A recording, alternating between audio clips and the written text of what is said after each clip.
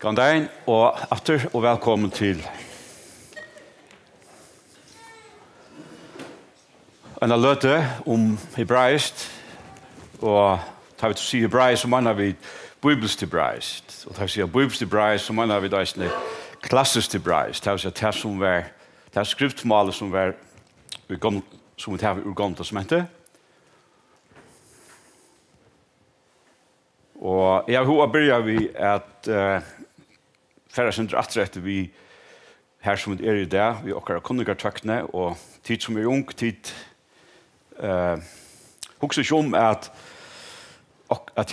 tid livet i informasjonsøltene her som til øyla kjøtt at få vitan om Adlanheimen, om bei lukt og olukt, og vi tar vi tenker at det som vi kallar for information overflow, vi får ovnekka vitan, og så det då at velja brosjur, sortera brosjur. Hvis vi færre sin ratre etter, så byrjar ta nutjara kunnigartøknen, for jeg brukar til året. Vi en mann som Johannes Gutenberg, som levde i Tyskland i 14. øld. Det var Times Magazine sier jo skriver 95 at størst oppfinning i år 1000 og fra 1000 og fram til 1995 det var prentmaskinen. Tog at her vi så fikk man mulighet for å bo ta ut som man og ena for heia hjärsta. Arjen til skulle du jo jobba hardt for å få det ut til flere, eller at du skulle skrive flere kopier, det som Otto hever inn i Arjen. At det var skrivet av i hånd. Vid Gutenberg i 1430, så hender henne kolveltingen at nå blir til at sprøya til å skrive i året ut og i 100.000 vis av ens utgav, til samme utgave. Hvis samme ber Wycliffe, som levde i Bretlandet fra 1320 til 1344, første maur som omsette Bibelen at lengst, parst av henne. Så brøttes det ikke særlig nægge ut, tror jeg at det var skrivet av i hånd. Det var så i Holland å skrive av, han slapp ikke bygge i Bretlandet, så han så i Tyskland i Holland å skrive av, og så hver som det kom til Bretland, så ble nægget det brent. Luther, hin veien, til slutt når han levde, 1434 til 1546, så tar han for å prenta sånne skrifter, så var det jo brøyder ut i 100.000 vis av antøk, og tog fikk det så større averskan i mån til Wycliffe. Utgave til fær en andre kolvelting som hendte ta i kristendommen kom fram her og begynte å skriva, og som Otto Long nevnte her i Codex. Arjen vet sier, og til taget det for en selvfyllelse at vi tar bøker, for man kallar det Codex. Arjen tar hjemme bøker rutler. Bei i det hebraiska, men også i grekka landet brukte det bøker rutler, som en ikke særlig latte mat at bera bøker, eller sette det på plass, til ta bøker standande i hyttene. Huksting til alt dette var bøgerrutler som det hadde, det ikke vært det samme. Den latte maten gjørst det på. Codex kom vi kristendom. Og var en tøyende frambrott innenfor tøkne. Så vi har så her kolveltingene vi kan kalla det for kunnigartøkne, informasjonstøkne, som gjør det lett at båskapen, informasjoner som du nå hever ut. For vi så helt etter til 3000 for Krist, så vet jeg dit at ta i tøyene hjemme jo ikke skrivelig tilfær som det er det. Og først hjemme, det som vi finner, til kvilaskrift og løyer, og ikke kunne si, så blir det ikke til vel å kopiere, og ta brottene lett. Man brukte ikke alfabet, man brukte noe som man kallar for piktogram, eller ideogram, man har noe ord for det. Og finner det enn i summon, malen, kinesiskon.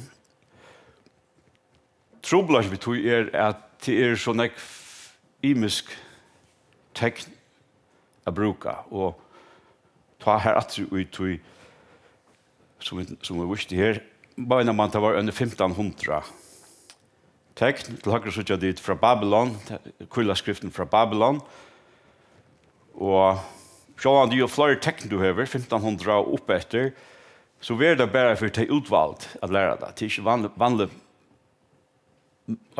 så allmäntliga men som kan bruka det här. Här är nu tror jag piktogrammer som det känner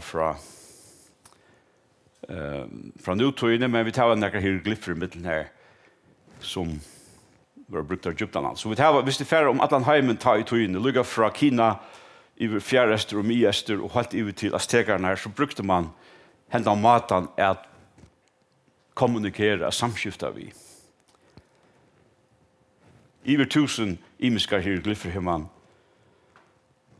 stafest var brukt där. Så 1000 emot till okkara alfabet. Och till den stora kolvetlingen, när kvalda den största kolvetlingen som har varit, till införingen av alfabet. Nu tror jag att nu får vi från 1500 1600 hemma ena tog text. Nye till sig här 2-3 hebraiskon och de flesta alfabeten där är i mitten 2-20. Som gör det lätt för att kunna lära och barn att läsa. Så kommer vi över till det som vi skulle ta som det är meningen av till hebraiska skriftmål. Och för att till 450 år för Jesu föring så känner det från sövnen att Persarrike gjordes en råd till så jag slängt till spröjtes av hans myntene. Och till sig att hemsmålet gjordes arameiskt, rujusmål. Det vet också att och hessar tøyene var Israelsfolk färdig utläggt. Så de tar sig arameiskt och skriva arameiskt. Och det kom så avska skriftmålet till Israel, som det så här lägre, att det som vi där kallar för kvadratskrift. Så man har de gamla skrifterna av hebraiskon, som vi kallar för protosemitiskt, som så mentes till att lydjast arameiskon, och så fick man här skrifterna som det så nu av mynten här. Och i öld efter Krist så får rabbinarna att skriva hebraiskt vid kvadratskrift. Vi kunde kalla det för hebraiska kanon. Jötarna brukar inte ordet kanon, lika som vi tar som lyssnament. Jötarna säger att hebraiska skrifterna är heilagar och de kopierar i templen. Så tog hava då inte det här vid att sätta samman en kanon. Då säger att det som skriva skriv av i templen, och vi hade tar som skriva av, vi hade tar som rattlöse, vi hade en hela procedur, en hela mannagång till hur man kopierar. Och var ett text skriva skrift, så blev Røddin skår sunter, tar talte tecknande för att finna och tar manglarna gå i. Så det var det som vi rådde därför att guskekontroll, en guskeskipa som tror jag att texten var ettfärdigt. Så mitska malfamilja hade bara en min som visar gosemalen här i fjärde miestre för sunter intill vi komma till hebraiskt där nere. Så malen är lujast, och vi tar år arabiskon, hebraiskon och så vidare som minnan däck om kvart land. Tar vi skulle hitcha till hebraiskon tojarmässigt eller en tojarlinje, så har vi det gamla, alltså det som man röber för gammalt hebraiskt som var skriva i 8:e öld. Alfabetet kommer inte fram för en 11:e öld för Jesu. Man vet inte akkurat precis när alfabetet kom. Men man menar att det ligger här om 1100 för Jesu. Att man börjar skriva vid alfabetet. och så vi som människa och vi borde ta klassiska hebraiska sunter i Aren utläggna. Det har sig fyrra tempel tojarskai. Så lås byta jötaner detta sunter. Och vad är det för tojarskai? Vad händer i 546 för Jesu föring? Ta är det att Israel för utläggt och templet i Jerusalem var lagt. Och så tar sig det 17 tempelperioderna som kommer attana 546 och som heldur allika till attana Jesu föring. Så där skriver jag målet som vi tar ut i 4 tempelperioden. Det så från 8:e öld och till fram till 70:e öld. Det en särskild mat. Tar man så läser hebraiskt, hvis man granskar hebraiskt så finner du i gamla smätt av hebraiskon att det är akkurat bibelkapitlar som skriva av hans gamla hebraiska. Ta ser man av Gustav skriva. Och särskilt i Moseboken finner vi dömer om det. Det kändaste är Sånger Deborah i Domarböken och Miriam i Moseboken. Så vill jag så känner vi så vi Israels Salomon konkur levde i 20:e öld för Jesu föring, han byggde templet och fram till 546 här i templet var lagt och Israels för utlagt.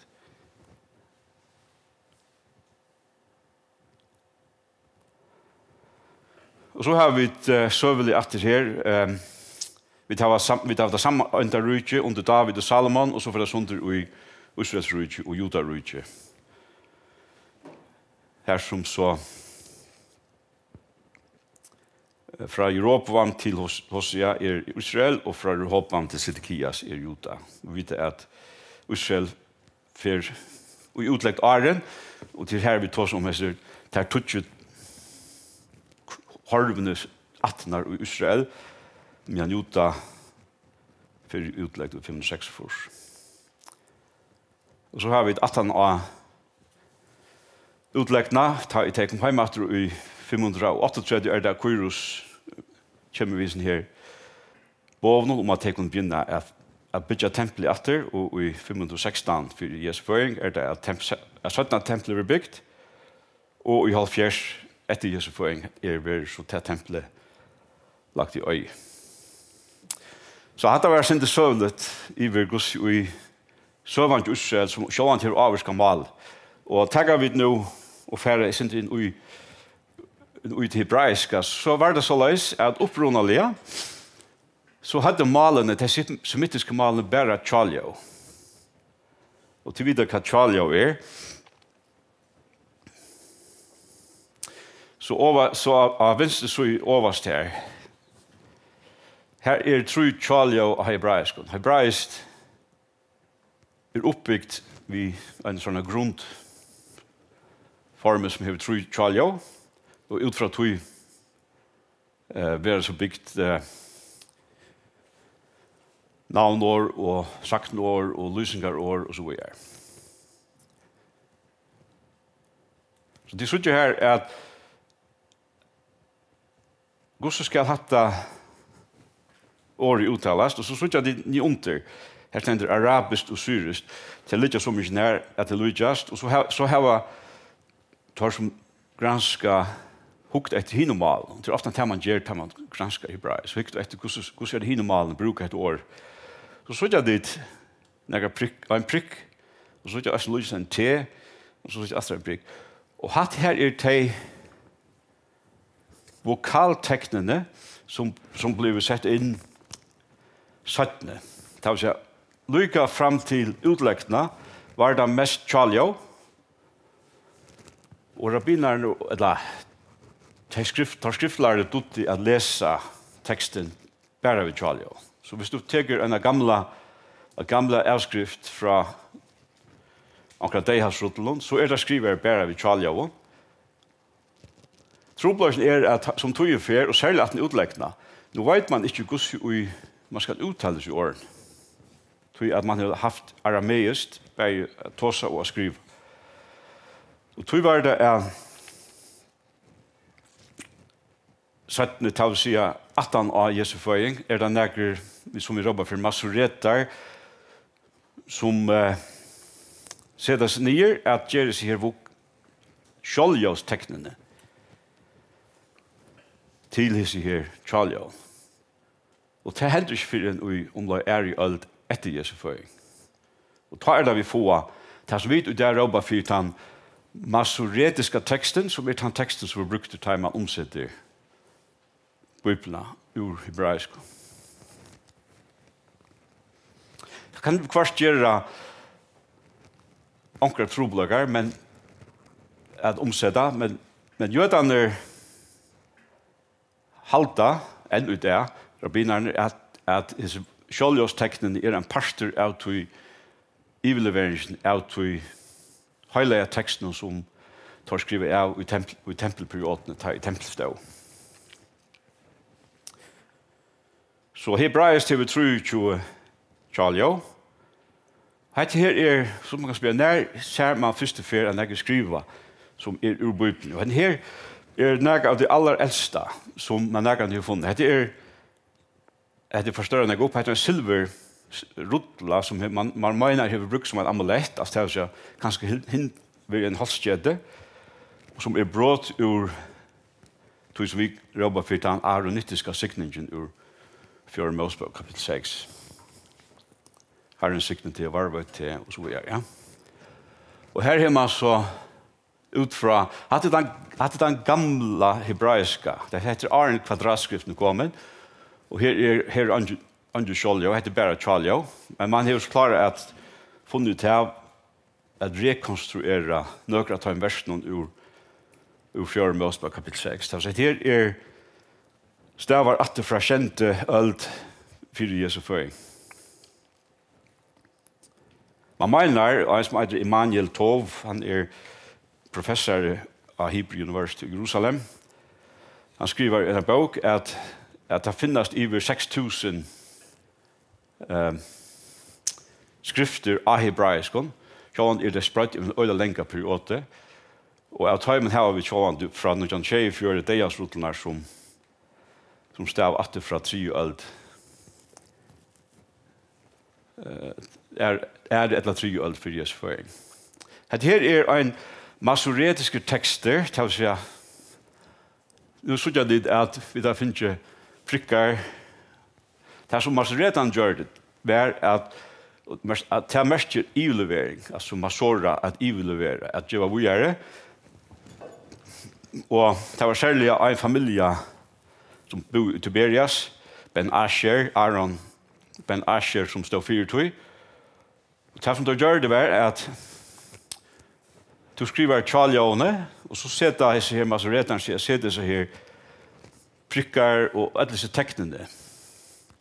Og det var altså en annen bølger som gjør det til. Piktatoris, kallar man det av alle tøyene. Tar sett prikkene der, og så var det atter en annen som for å tjekke alt passet i, og så synes jeg at ut i søyen har det gjør vimerskinger, det sier masoretene ut. Hvis det ikke er en standard hebraiskare bibel, det er Biblia Stuttgartensia som er brukt til omsetning, så inneholder det her nærmere det samme som det. Det er stavar fra 19. øld. De første skriftene som man heier var fra 19. øld, samlet i Bibelen. Det var til manuskriptet man heier til at omsette hebraisk etter.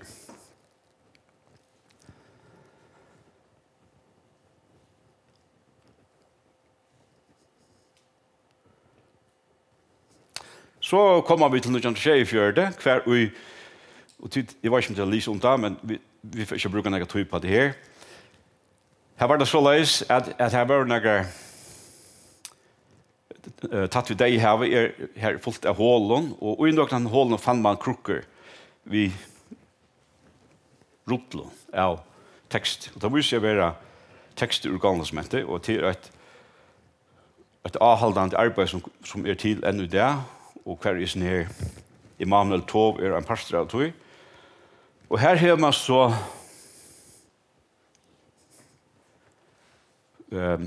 bøker ur Gamla testamentet. Man har til dømes en Isaias bok, som mer eller mindre fullkommen, og som viser hvordan allutdannede teksten ur Gamla testamentet.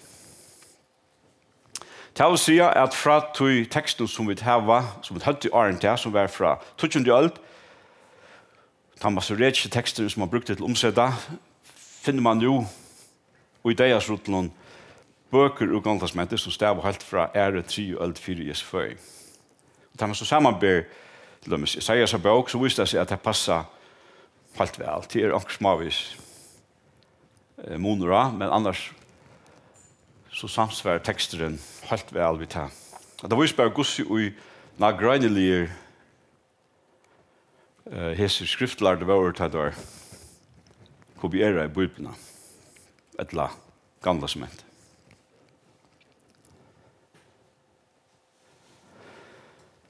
Åren til har man en omsetning som var av hebraisk som var omsett til grekst, og som man råber for Septuagint, eller Septuagintan, og man snitter da LXX. L er jo latin for halvtrus, og X er latin for tutje. Så L plus X plus X, halvtrus plus tutje plus tutje, det gjør jo JT, halvfjers. Og omsetning som får fram i Egyptalandet, 200 fors for Jesu føring, og så var sier at det var halvfjers som omsette, og tog navnet, griska navnet Septuagint, som mest halvfjers. Det var enda djøvengar og i nødjasment ur Septuagintene. Nå nevnte han Hebrea Braviane, og vi tar flere enda djøvengar bei i første kapittel ut etter. Og negra tar man komma ur til griske omsetning, det ser man, der man samarbeid. Hvis jeg samarbeider salmaner som var enda djøvengar i første kapittel Hebrea Braviane, så det artikler ur seg her, Septuagintene. Septuagintan er ikke en bok. Det er en tradisjon hver tar omsett her i Egyptalandet til å finne seg flere avrit av tog. Ja, dette her er en av hålene i tatt deg her som hver tar hadde funnet seg rutlene her. Og dette er så, Isaias rutlene, det er så ikke en bok av rutla. Da vi leser nødvendig, så synes vi at Jesus fikk bokrutle, Isaias bokrutle, og at han leser ur Isaias. Og typisk var det så at da du legger henne sammen, til aller åtteste som vi er, her skriver jeg da hvor jeg skriver. Og han nevner åren at hvor jeg skriver Hebrea brev, så ender jeg ikke hvor jeg skriver det. Så det anker som helder, at kanskje hever den pastoren, den aller fremste pastoren av bøgerroten hver det stod skriver horv. Det var jo vanlig at man ikke skriver hvor jeg skriver. Så til en forklaring at man har haft seg bøgerroten og skriver at mulig er til ångsvektene horv. Så hvis de skulle sjálva til at granska hebraiskt i Gamla testamentet, så finnes det jo det øyelig tilfær, og særlig elektronisk, de har telter og de har færdelfoner. Vi skal nevne for det kan bare så praktisk. Det finnes software som har den hebraiska teksten vi omsetning i middelen, og til kunne finne det internett noen til finne det frukt. Jeg bruker selv en software som heter Accordance, det er ikke dårst, det koster noen 100 kroner. Og her kan du så, da du leser den hebraiska teksten, høyre klikker som du gjør en vanlig åre til du sitter i en kjelle, og her vil du så finne alle omsetningene som du kan bruke. Så det er ikke nøyert i det å være serføringer hebraisk for å kunne sette seg noe i hebraisk. Det finnes sånne tilfær til det jeg grøyer fra om det hebraiska. Dette var en innlæring til dette evne. Jeg halte at man tåsar om upprunamál imot til Nødtestamentet. Han nevner Aren om Nødtestamentet til skriver i Tøyarskøy. Hva sier du, Oddr, da skriver i Nødtestamentet, bøkene? Så tåsar om det. Men man sier at gamla testamentet skriver om Tøyarskøy som 500 år. Det vil si at hvis vi sier at det börjar skriva 1200 for Jesu føring, og så kommer det helt fram til om år 200 for Jesu føring, eller 300. Hva vi har skrivare, og tager at østnaga bøker vi som ikke stand i Bibelen, det som vi kallar det for de apokryfiske bøkene. Men så vi spenner i et øyla lengt tøyarskøy, og tøy vi da øyla til svært først, altså 1000 år røyen, hvordan vi klarer å lise det, til lærer kanskje norrønt i skolan. Og det jo helt øvesend det, og på samme hebraiskon til øyla imest, hvordan de skriver av from hebraiskon, og hvordan de skriver av disse kvadratskriften som nevnte, og det som er interessant øyne til at ui kumram hetlenon, her bogarutler av øyla nekvun boken ui gamlasmente, de fleste, og her ser man ui til dømes kommentarene til ankra boken at tar som har skrivet av, da det kommer til året for god, så skriver det av det gamla hebraisk. Det er skriver det ikke vid sin nødje skriftene, men det skriver det vid sin kursivereja from hebraiska. Og til en høyl, man kan ta seg langt bær om Gustor, det skriver av Gustor handføre å skrive året god til dømes. Det avhåverst, jeg har nevnt om det før, at han utleggna, og til imiske forklaringer på hva tar jo gjøter ut det å lese i synagogen og lese ur det som tar opp Tanak til gamla som ikke gjøter. De vet at Torah til Mosebøkene, og så har det et år for Torahene, og så har det skriftene, og så har det profetene. Det tror jeg inndelingene. Og så har det stitt til 3 år eller 9, så er at hvis de skulle kjøpe gamla sementet av hebraisk, så er det da Tanak. Det er stitting av Torah, og Neviim, som profetene, og Ketuvim, som skriftene. Og så stitter man den i T-A-N-A-C-H. Ta jeg tar skriva i Aren utleggna, så var det jo Tjalja som den tviddigon. Og god, året god i 4, Tjalja. Jut hei, vav hei. Men så tar man kommer heim etter og skal til å uttale etter ankra tøymer som jeg har tås av vi som urusset som sier at man helder at tar ikke uttale året. Det er at Mauslov sier du skal ikke misbruka navn Herrens godstøns. Så tog der året Adonai og uttale brukte til året i stedet for.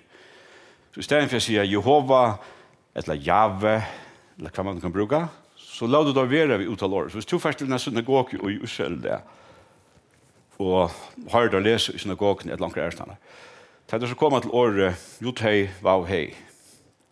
Så sier der, så må du si Adonai, og det er ikke herre. Ærestande sier der Hashem, Shem av hebraisk navn. Ha er det bundna kjenner året, så Hashem merker navnet.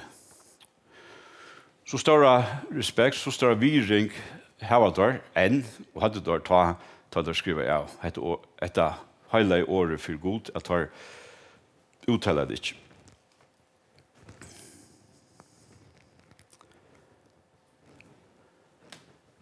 Ja, takk for det, takk for at du lurte deg.